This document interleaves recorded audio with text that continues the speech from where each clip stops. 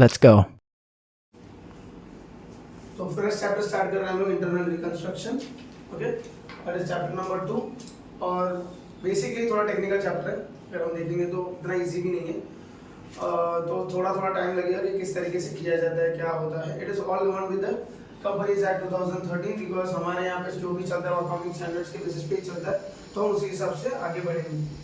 Internal reconstruction जो chapter है वो हमको बचाने के लिए इन द सेंस, मतलब अगर कंपनी कंटिन्यूसली लॉस मेकिंग में जा रही है और उस कंपनी का लिक्विडेशन ना हो, लिक्विडेशन मतलब बंद ना हो, उसको अवॉइड करने के लिए या किसी और कंपनी के साथ मर्ज ना होने के लिए इसको इंडिविजुअली रखना है, इसलिए हम लोग क्या करते हैं, इंटरनल रिकंस्ट्रक्शन करते हैं.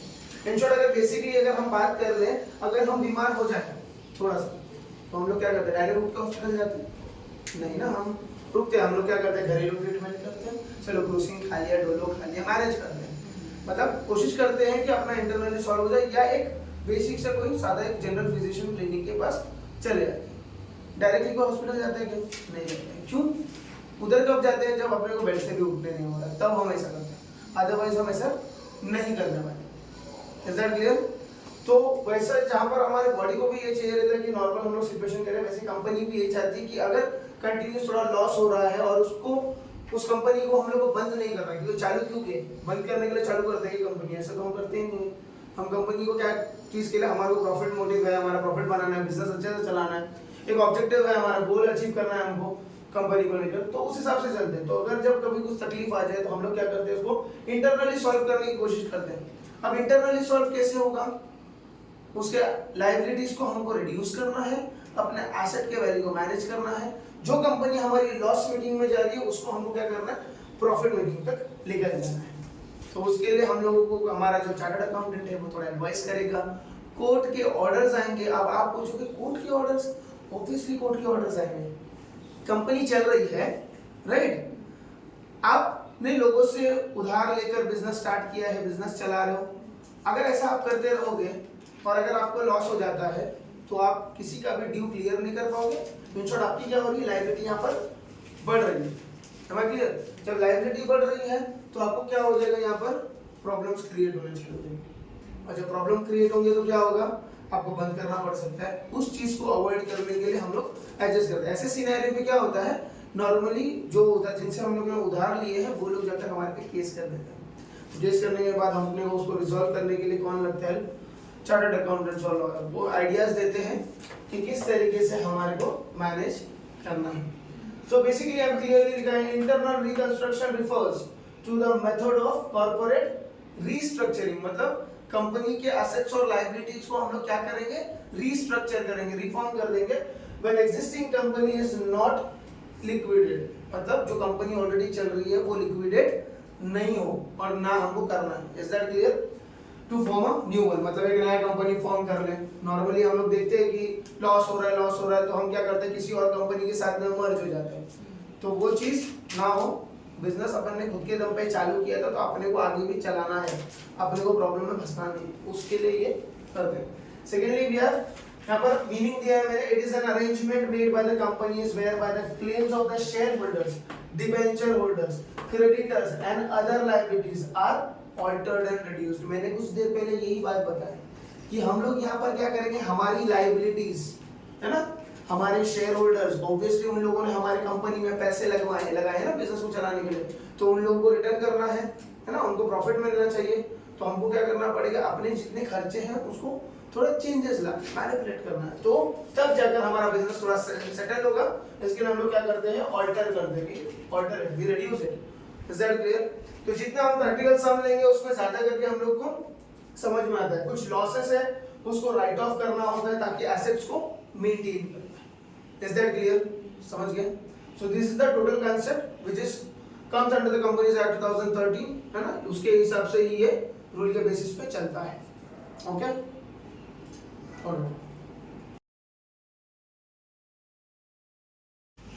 सो आगे बढ़ते हैं. इसके अंदर हम लोग यहाँ पर the following is the summary balance sheet of Sandeep limited as on 31st March 2018.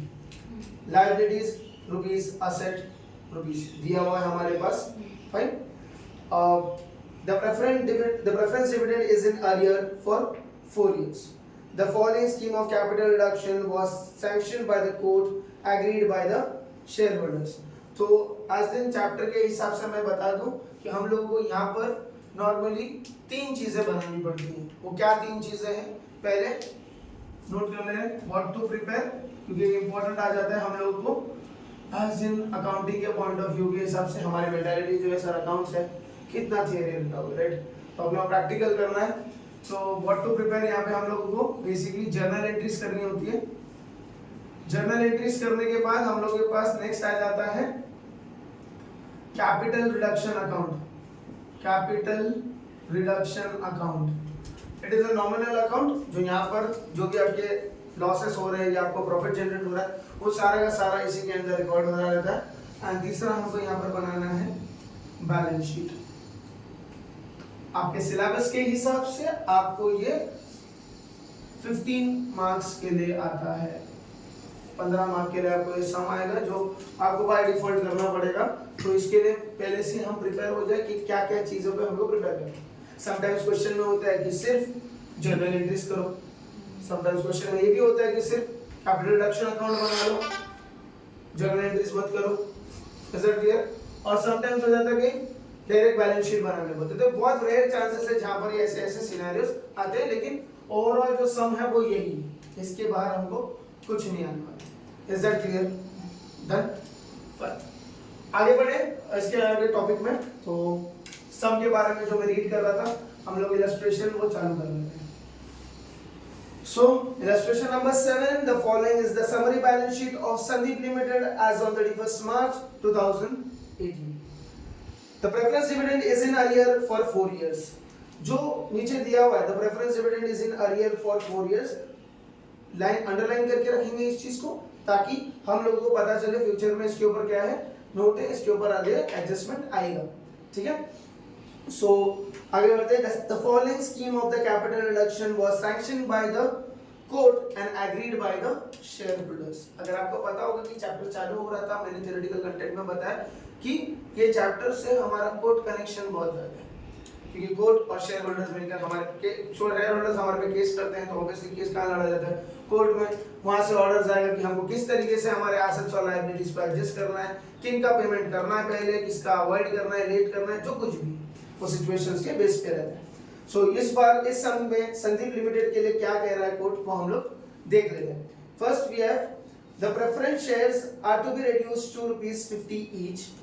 यहाँ पे तो एक खासियत बता देता हूँ, जब भी आपके पास एडजस्टमेंट मिले कोशिश करो एंड से पहले का पढ़े, एंड से बाद का पढ़े। इसमें क्या होगा, कोई भी एडजस्टमेंट छूटेगा नहीं आपका, और हम लोग को इजीली सॉल्व करने मिल जाएगा जो भी ट्रांजैक्शन चल रहा है। Is that clear?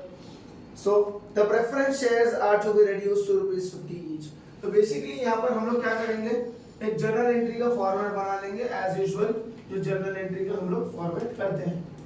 Journal entry को ले लेते हैं जिस तरीके से लेंगे,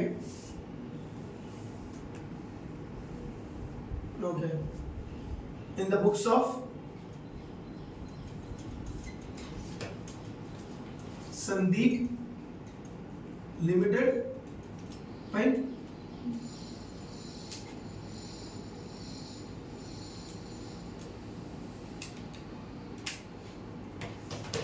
debit,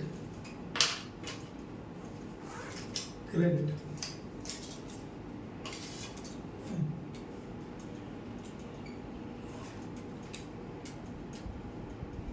okay. So first transaction जो बात कर रहा है कि प्रेफरेंस शेयर्स को क्या करना है, रिड्यूस करना है हमको 50 रुपए से। ये चीज समझ में आ गया? सो प्लीज क्वेश्चन में चेक करेंगे, हमारे पास बैलेंस शीट है।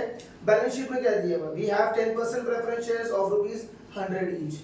कोर्ट का ऑर्डर्स आया है कि जो 100 रुपए ईच का जो प्रेफरेंस शेयर कैपिटल है आपका, उसको आपने वो क्या करना है, रिड्यूस करना है। इन शॉर्ट क्या करना है, रिड्यूस करना है। रिड्यूस करना है मतलब क्या है, कम करना है। अच्छा, अगर कम करेंगे तो हमारे लिए अच्छा होगा क्या बुरा होगा? अच्छा होगा। क्यों अच्छा होगा? क्योंकि वो लायबिलिटी का हिस्सा है, और लायबिलिटी अगर कम होगी तो हमारे लिए अच्छी बात है। Is that clear? तो बेसिकली हमको क्या करना है, यहाँ पर कुछ एंट्री मारनी है, जैसे preference share capital account debit to preference share capital account to capital reduction account. अब प्रेफरेंस शेयर कितने का वैल्यू का था? 100 रुपए का था, बराबर है। तो ट्रांजैक्शन बोला और नीचे एडजस्टमेंट में लिखा है कि प्रेफरेंस शेयर्स को हमको क्या करना है, रिड्यूस करना, उसको 50 पे लाना है। जो 100 रुपए का प्रेफरेंस शेयर कैपिटल था उसको रिड्यूस करके हमको कितने पे लाना है? 50 रुपीस पे लाना है। तो बचा कितना? 100 का रिड्यूस होकर 50 पे, तो बचा कैपिटल रिडक्शन 50। अब कैपिटल रिडक्शन क्रेडिट इसलिए हो रहा है क्योंकि हमारी जो लायबिलिटी है वो क्या हो रही है? कम हो रही है, और कम होगी तो क्या होगा हमारे लिए? इनकम हो रहा है, और नॉमिनल अकाउंट का रूल है क्रेडिट और incomes and gains. Is that clear? So capital reduction को क्या कर देंगे हम लोग? क्रेडिट साइड पे डाल देंगे। फाइन। सो देख लेते हैं कितने नंबर ऑफ शेयर्स है। 4 लाख का कैपिटल था हमारा, डिवाइड बाय 100 करेंगे तो हमारा नंबर ऑफ शेयर्स कितना हो जाएगा? 4000, right? So 4000 into 100 is 4 lakh. As usual यही लिखेंगे। प्रेफरेंस शेयर कैपिटल पे आ जाएगा 4000 into 50, दैट इज 2 लाख। और कैपिटल रिडक्शन कितने का जनरेट होगा? 2 लाख का।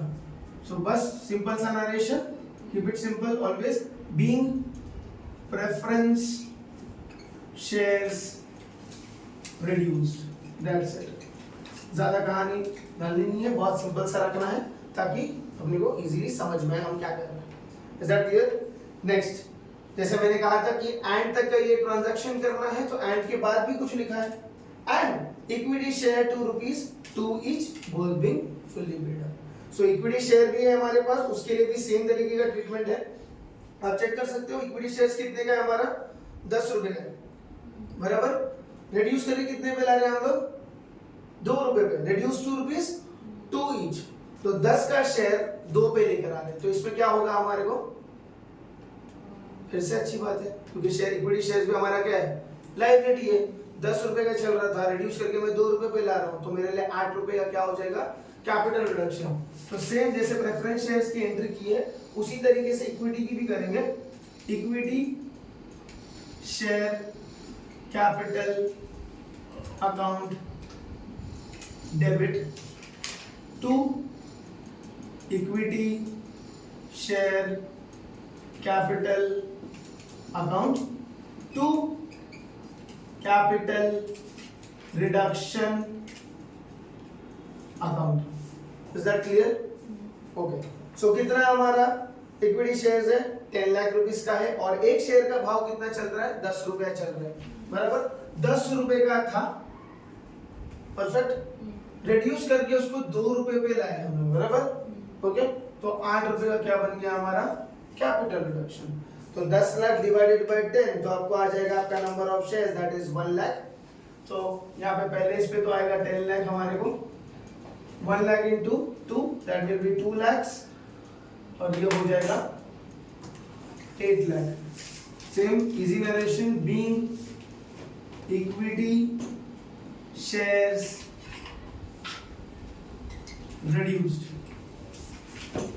डन। दोनों ट्रांजैक्शन क्लियर है। नेक्स्ट ट्रांजैक्शन पे आ जाते हैं। थर्ड ट्रांजैक्शन जो हमारा क्या बोल रहा है? इंपॉर्टेंट है, थोड़ा सा ट्रिकी है। अगर आपको कैलकुलेशंस का इशू होता है, अगर कुछ प्रॉब्लम क्रिएट होता है, तो देखते हैं थर्ड जो हमारा एडजस्टमेंट है वो क्या बोल रहा है। सो इधर बी वाला जो एडजस्टमेंट है, of the preference dividend in arrears 3/4 to be waived off. 3/4 to be waived off. Waived off का मतलब क्या होता है? वेव्ड का मतलब क्या होता है? बेसिकली वेव्ड मतलब क्या होता है? माफ कर देना, माफ कर देना, चलो छोड़ दिया हमने। सो वेव कर दिया। And remaining to be paid balance in cash, मतलब इनका कहना है 3/4 माफ करेंगे और क्या करेंगे? जो रिमेनिंग बच रहा है वो हम लोग पे करेंगे। तो ये किस तरीके से कैलकुलेट होगा, है ना? पे तो कर रहे हैं, प्रेफरेंस शेयर होल्डर्स को हमको पे करना पड़ेगा। पे करना पड़ेगा बस, तो मेरे पास से जाएगा क्या? पैसा जाने वाला है, कैश जाएगा। मेरे लिए क्या है? खर्चा है, बराबर। मेरे लिए खर्चा है, और खर्चा होगा तो कैपिटल रिडक्शन क्या हो जाएगा? डेबिट हो जाएगा, ठीक है। So capital reduction account debit to cash bank account, क्योंकि मेरे पास से जा रहा है पैसा इज दैट क्लियर? मैं पेमेंट कर रहा हूँ किसका? प्रेफरेंस शेयर्स का। फाइन। सो देख लेते हैं वर्किंग नोट के हिसाब से कितने हमारे पास प्रेफरेंशियल कैपिटल है। प्रेफरेंशियल कैपिटल कितना दिया हुआ है हमारे पास यहाँ पर? तो अभी हम लोगों ने देखा प्रेफरेंस शेयर्स कितने के हमारे 4 लाख का हमारा प्रेफरेंशियल कैपिटल है, बराबर। और अगर हम देख लेते हैं 10% प्रेफरेंस शेयर उसका नाम है, तो जो 10% है वो क्या है? उसका डिविडेंड है, करेक्ट। 4 लाख का अगर हम लोग 10% निकाल लें तो एक स्टार्टिंग में मैंने कहा था नोट करने के लिए, आप लोग को नोट करने के लिए कहा था, जो पहला लाइन था वो क्या था? The preference dividend is in arrear for 4 years, मतलब इन लोगों ने 4 साल से डिविडेंड नहीं दिए हैं अपने प्रेफरेंस शेयर होल्डर्स को। Is that clear? So preference share holders को क्या करना पड़ेगा? डिविडेंड देना है, लेकिन उसमें भी कोर्ट क्या ऑर्डर पास करता है? वो बोलता है कि 3/4 माफ कर दे, बैलेंस जो बचा है उतना पेमेंट कर दे। हम बोलते हैं ठीक है भाई, इतना तो ऑब्वियस है हमारे पास है नहीं अभी, तो इतना करके मैनेज कर सकते हैं, ठीक है। सो 4 लाख इंटू 10% इंटू 4 इयर्स कितना हो जाएगा टोटली? 1,60,000। ये हमारा 4 साल का कैलकुलेशन है, लेकिन हमको उसमें से कितना माफ करना है? 3/4 माफ कर देना है। अगर मैं 3/4 माफ कर देता हूं, 3/4 माफ कर देता हूं तो कितना हो जाएगा? 1,60,000 का 3/4 which will be around 1,20,000। तो बचा कितना मेरे को पे करने के लिए? 40,000, करेक्ट। 40,000 में पे करूंगा, यहाँ पे अमाउंट आ जाएगा 40,000। अभी कुछ लोग ऐसा दिमाग लगाएंगे सर 4 लाख का 10% भी तो हो रहा है डायरेक्टली 40,000, लेकिन ऐसा नहीं है, क्योंकि उसके ऊपर इंस्ट्रक्शन लिखा हुआ है कि 4 साल से अरियर में था, फिर कोर्ट ने जो ऑर्डर पास किया उसमें बोला 3/4 माफ करना है, इसलिए हम लोग ने 4 लाख का 10% फॉर 4 इयर्स निकाला, विच वाज 1,60,000। उसमें से हमने क्या किया? 3/4 अपना माफ किया, तो 1,60,000 का 3/4 माफ किया, कितना? 1,20,000। तो 1,60,000 में से 1,20,000 अगर माफ हो गया तो बचा कितना? 40,000। ये अपने को क्या करना है? कैश में पे करना है, कैश पे। Is that clear? जो एंट्री पास की हमने capital reduction account debit to cash bank. अब कैपिटल रिडक्शन अकाउंट डेबिट क्यों हो रहा है? अपने लिए तो खर्चा ना, कोर्ट ने ऑर्डर दिया भाई पेमेंट करना, और कोर्ट भाई ने बोला करने का तो करने का, सिंपल है, पेमेंट करना पड़ेगा अपने को। तो capital reduction account debit to cash bank, अपने पास से जाने वाला पैसा है। Clear? Being preference dividend paid, that's it. Clear है इधर तक? कोई डाउट? आगे बढ़ो। नेक्स्ट आ जाता है हमारा ट्रांजैक्शन यहाँ पर। See the debenture holders to take over plant and machinery at ₹6,50,000 in part satisfaction of their claims. The remaining claim should be converted into 14% debentures. So बहुत ज्यादा इंपॉर्टेंट एडजस्टमेंट है। अब जब सम कर रहे हो तो अभी मैं फिलहाल बता देता हूँ, 4 से 5 स्टार मार्क कर लो। इस सम का सबसे टफ एडजस्टमेंट मैं कह सकता हूँ, जिसमें लोगों को कंफ्यूजन हो जाता है कि किस तरीके से अमाउंट्स ले हम लोग, क्योंकि यहाँ पे क्या बात कर रहा है? पार्ट सेटिस्फैक्शन के बारे में बात कर रहा है, पर है नहीं। आप थोड़ा सा अगर आप प्रैक्टिकली अगर सोचोगे कि किस तरीके से करना है तो आपको ये आसानी से हो जाएगा। सो वापस मैं पढ़ लेता हूँ। The debenture holders to take over plant and machinery at ₹6,50,000 in part satisfaction of their claim, ठीक है। तो उनका कहना क्या है? डिबेंचर होल्डर्स है हमारे पास, अगर चेक कर लेते हैं हमारे पास डिबेंचर होल्डर्स है। कितने के डिबेंचर होल्डर्स है हमारे? 12% डिबेंचर होल्डर्स, जिनका नाम दिया है आपके बैलेंस शीट में। 12% डिबेंचर्स अकाउंट कितनी की अपनी लायबिलिटी है? कितनी है? 7,50,000, 7.5 lakh as per the balance sheet. वो बोल रहे हैं part satisfaction of the claim के लिए हम लोग क्या कर रहे हैं? 6.5 लाख रुपए में आपका प्लांट एंड मशीनरी लेके जा रहे हैं। अगर आप थोड़ा सा ध्यान देते हो, थोड़ा सा, कि हमारे पास एक बैलेंस शीट के अंदर प्लांट एंड मशीनरी भी है और उसका वैल्यू कितना है? 6 लाख। मतलब जिनसे हम लोगों ने उधार लिया था ये डिबेंचर होल्डर्स से, इन लोगों ने क्या किया?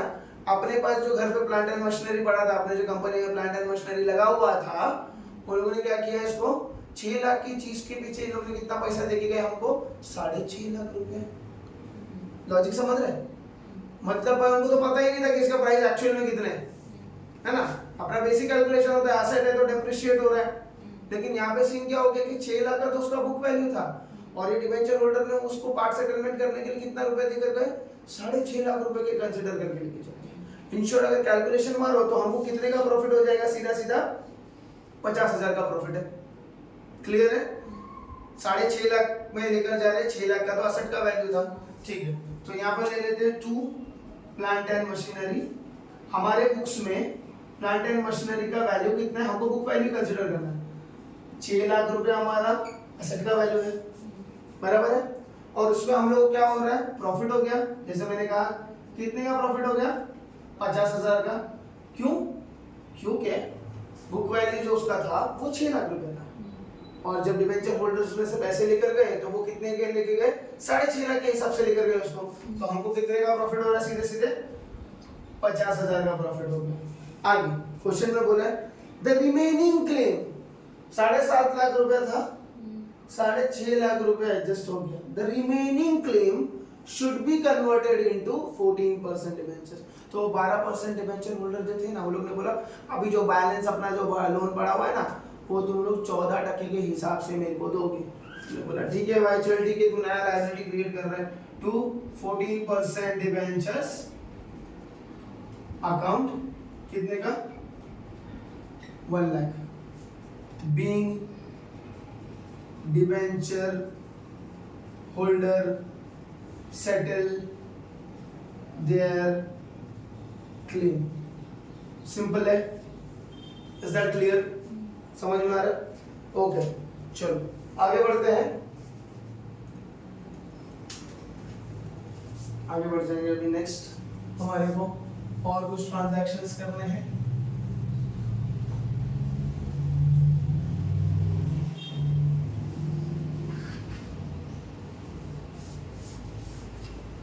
ठीक, तो आगे है हमारा next transaction. Creditors agreed to reduce their claim by ₹20,000।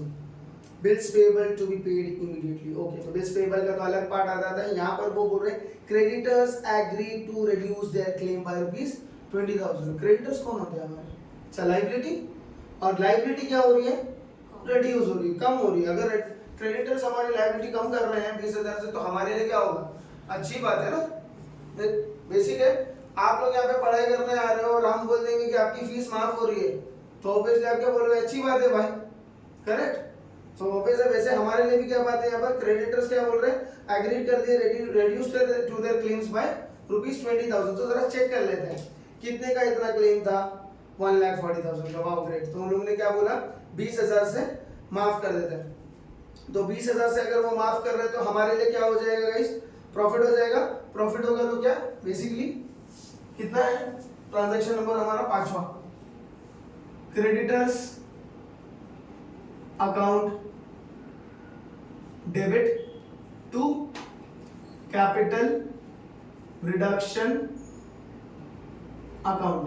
ठीक है, कितना अमाउंट, 20,000 से माफ किया बोला उसने, तो 20,000 यहाँ पे लिख लेते, 20,000 being creditors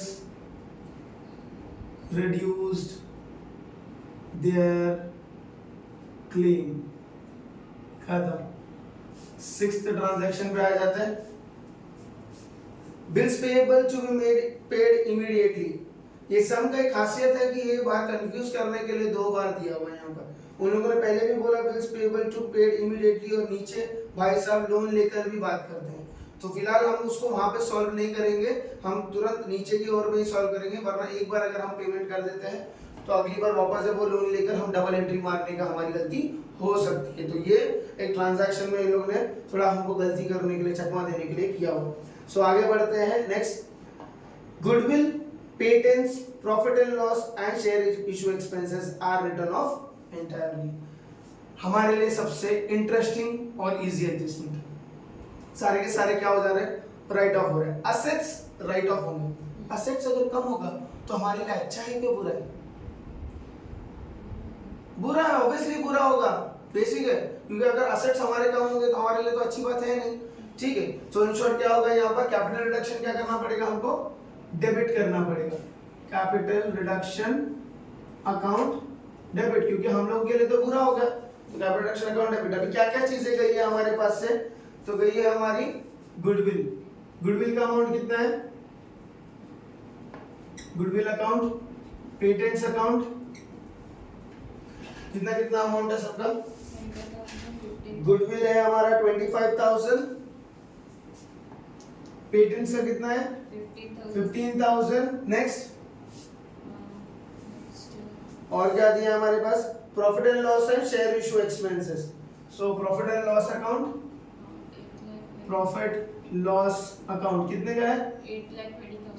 8,20,000 और शेयर इशू एक्सपेंस 45,000 अकाउंट ये है हमारा 45,000। अगर हम सबका टोटल करेंगे तो कितना आ जाएगा हम लोगों को? यहाँ पर 25,000 प्लस 15,000, यहाँ पर 40 plus 45 is equal to 85 plus 8,20,000, कुल मिला के कितना हो जाता है? 9,05,000। 9,05,000। ओके, सो 9,05,000 क्लियर है? डन। ओके, सो यहाँ पे लिख लेंगे being intangible and fictitious assets written off. So basically goodwill और patents हमारे intangible assets होते हैं, प्रॉफिट एंड लॉस और शेयर इशू एक्सपेंस हमारे लिए fictitious assets होते हैं। So वो भी क्या हो रहे हैं? राइट ऑफ हो रहे हैं, इसलिए कैपिटल रिडक्शन अकाउंट हमारा क्या हो गया? डेबिट हो गया और सारे असेट्स में नाम आ गए। ठीक है, नेक्स्ट ट्रांजैक्शन की ओर चले जाते हैं।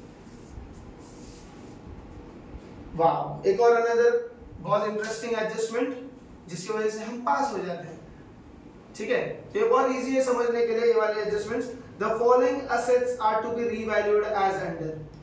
अब ये क्या है, हमको इजीली समझना है कि किस तरीके से हम रीवैल्यू कर रहे हैं। बेसिकली रीवैल्यू लिखा है यहाँ पर, फर्नीचर का प्राइस दिया हुआ है 25,000, नया जब हमारा फर्नीचर का रीवैल्यू करके कितना हो रहा है? 25,000। पहले कितने का था चेक करने का, बैलेंस शीट में चेक करेंगे, पहले 35,000 का फर्नीचर था, अब रीवैल्यू के कितना हो गया?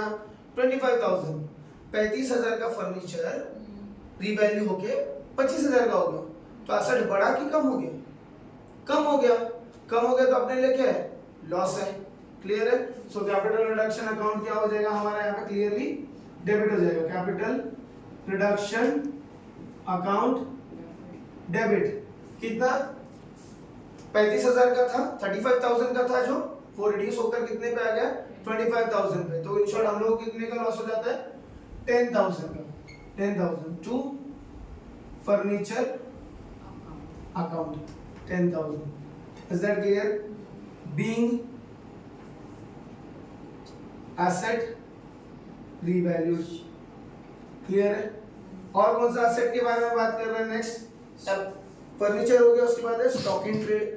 स्टॉक इन ट्रेड रीवैल्यू हो गया 68,000। चेक कर लेंगे, पहले कितने का था?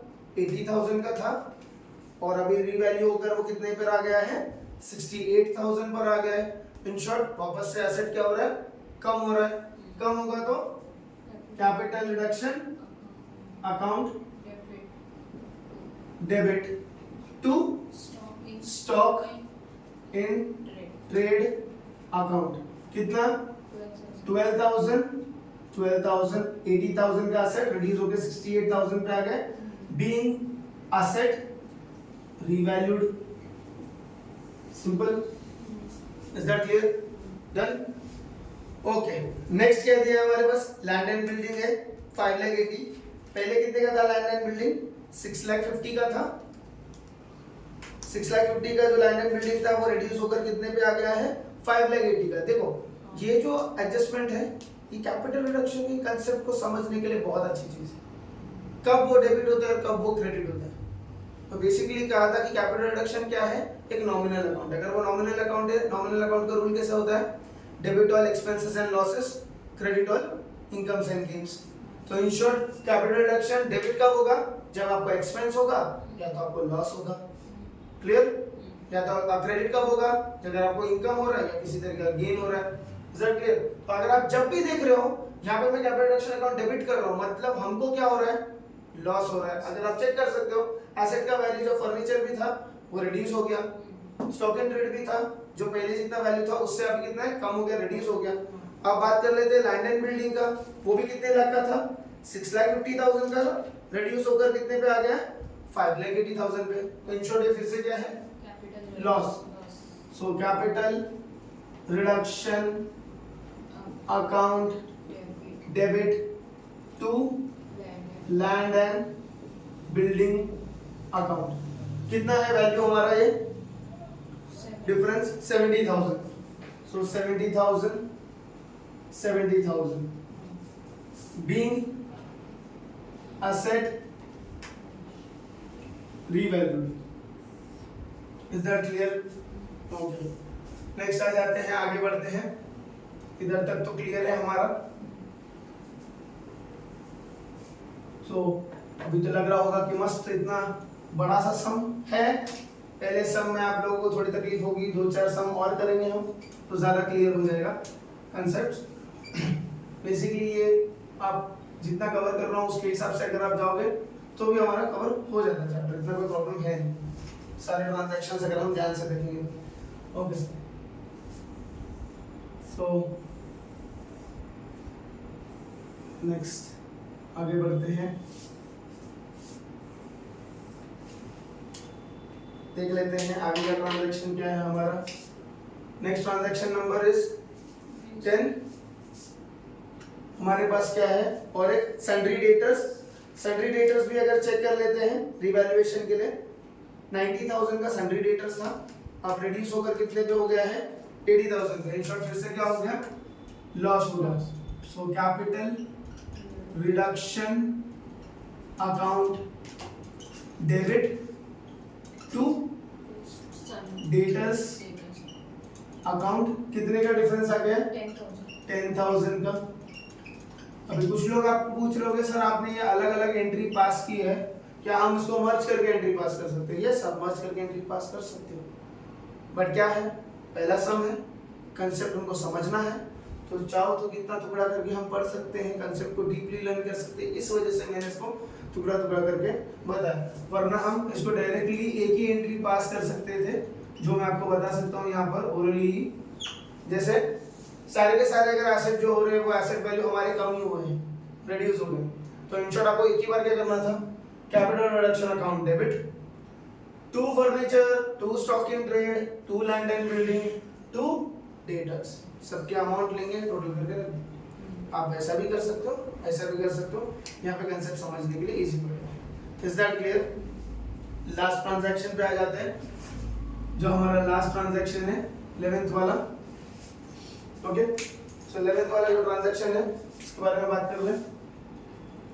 Okay, a secured loan of rupees 1,50,000 at 12% per annum is to be obtained by mortgaging land and building for repayment of bank overdraft, bills payable and reconstruction expenses। अगर ध्यान दिया होगा कि बिल्स पेबल देखो इन लोगों ने पे करने बोला है, और दो ट्रांजैक्शन पहले भी उन लोगों ने बोला था bills payable to be paid immediately. अब क्या होता है, कुछ गलती कर देते हैं हम घाई में, समटाइम्स हो सकता है पहले बिल्स पेबल की एंट्री मार देंगे, वापस से भी ध्यान नहीं रहा तो वापस बिल्स पेबल की एंट्री मारेंगे, ऐसे में क्या होगा, आपका एंट्री डबल हो जाएगा, डबल एंट्री हो जाएगी। तो इससे अच्छा क्या है, पहले चेक कर लेना है क्वेश्चन में पढ़ के कि क्या क्या ट्रांजैक्शंस ऑलरेडी हैं। सो secured loan of rupees 1,50,000 at 12% per annum to be obtained। हमको क्या करना है, secured लोन लेना है, लोन लेंगे तो हमको क्या होगा, पैसा आएगा। So cash bank account debit to 12% secured loan account. कितने का लिया हम लोगों ने, 1,50,000, 1,50,000। और ये लोन किस लिए लिया है, ताकि वो जो एक्सपेंसेस है वो हम पे कर पाए। कौन से एक्सपेंसेस है, बैंक ओवरड्राफ्ट, बिल्स पेएबल और जो रिकंस्ट्रक्शन एक्सपेंस है वो हम पे कर पाए। So being loan taken. Okay, next आ जाएगा हमारा पेमेंट के रिगार्डिंग एंट्रीज। पेमेंट के रिगार्डिंग करना है तो कौन सा पेमेंट करना है, बैंक ओवरड्राफ्ट को पे करना है, बिल्स पेएबल को पे करना है, और क्या करना है, रिकंस्ट्रक्शन एक्सपेंसेस पे करना है। ठीक है, तो पहले बैंक ओवरड्राफ्ट का पेमेंट कर लेते हैं। तो bank overdraft account debit to cash bank account. कितने का था वो बैंक ओवरड्राफ्ट, हम लोगों के पास बैंक ओवरड्राफ्ट है 50,000 का। So 50,000, 50,000. Clear? Being bank OD paid. ये हमारा हो गया इधर. नेक्स्ट हमारे पास आ जाता है बैंक ओवरड्राफ्ट के बाद हमारे पास बिल्स पेएबल का भी पेमेंट करना है. तो same way bills payable account debit. तो जाएगा क्या हमारे पास से कैश जाएगा. तो कैश बैंक अकाउंट. कितना अमाउंट है बिल्स पेएबल का 35,000. सो 35,000 हम लोगों को पे करना पड़ेगा. 35,000 हम पे कर लेंगे. Being bills payable paid. Is that clear? ये पेमेंट हो गया. लास्ट ट्रांजैक्शन जो हम लोग का बोल रहा है reconstruction expenses. What is reconstruction expenses? अरे भाई हम लोगों ने चार्टर्ड अकाउंटेंट रखा था, वो क्या फुकट में काम करेगा? जो लॉयर है वो क्या फुकट में आएंगे? इन शॉर्ट वो कंपनी के लिए क्या है? खर्चा है. अगर कंपनी के लिए खर्चा है तो क्या डेबिट होता है? Capital reduction account debit to cash bank account. पैसा तो जाने वाला है. कैसे जाने वाला है? कैपिटल रिडक्शन अकाउंट डेबिट हो जाएगा क्योंकि ये हमारे लिए क्या है? एक्सपेंस है. कितने का है? 15,000. सो 15,000 being reconstruction expense paid. That's it. Alright. ठीक है.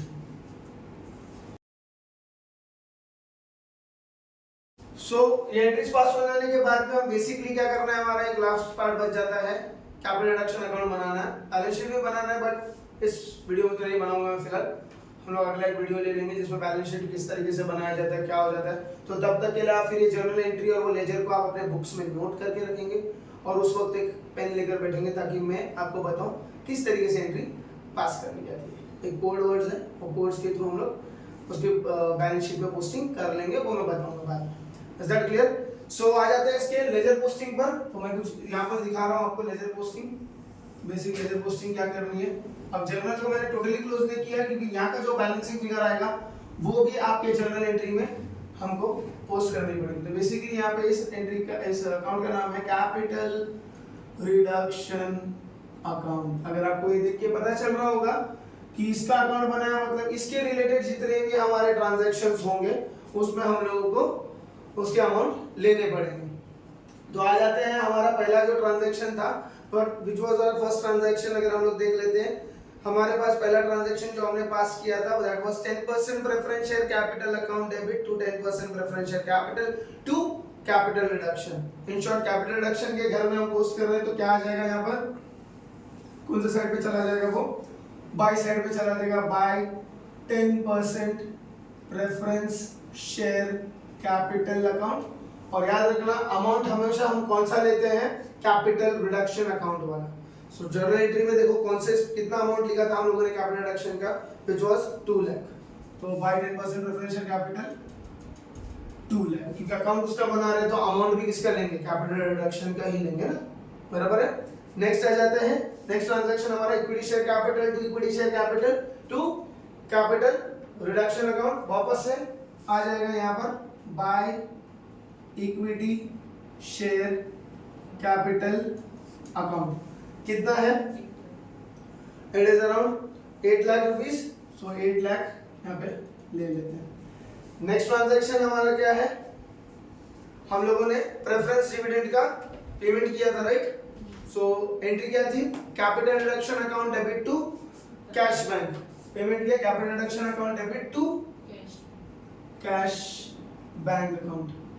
कितना अमाउंट था, 40,000, बराबर. उसके बाद हमारा ट्रांजैक्शन क्या था, नेक्स्ट हमारे पास आ जाता है हमारा डिबेंचर होल्डर्स वाला ट्रांजैक्शन, बराबर.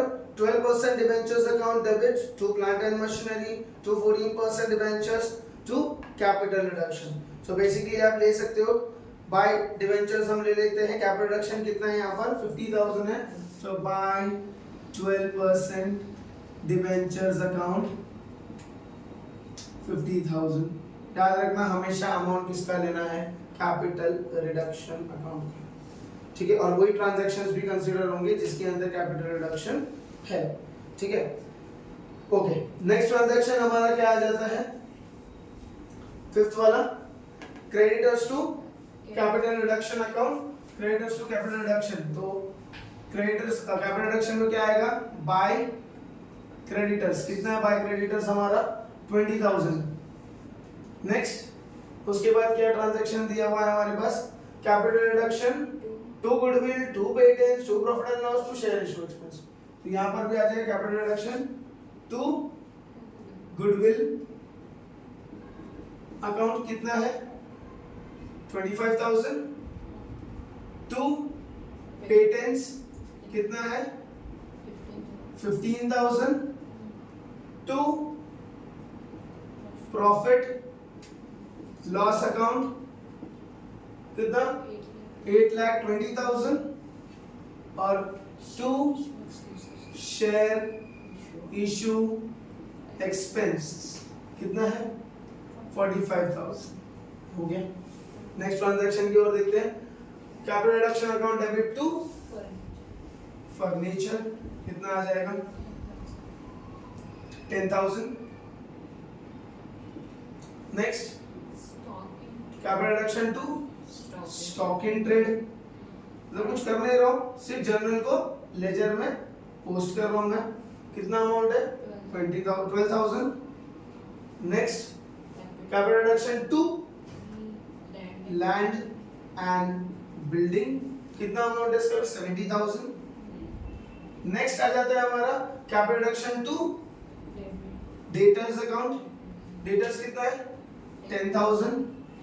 Next, cash back to 12% secured loan, तो cash back to 12% secured loan, क्या इन दोनों लाइनर में कैपिटल रिडक्शन है नहीं, तो ये एंट्री क्या हो जाएगी, स्किप हो जाएगी। ये एंट्री हम पास नहीं करेंगे बिकॉज हम क्या बना रहे हैं, कैपिटल रिडक्शन अकाउंट, तो ऑब्वियसली उसके अंदर वो एंट्री नहीं होगी। Next, bank overdraft to cash bank, cash में कैपिटल रिडक्शन है नहीं, तो ये भी एंट्री स्किप हो जाएगी।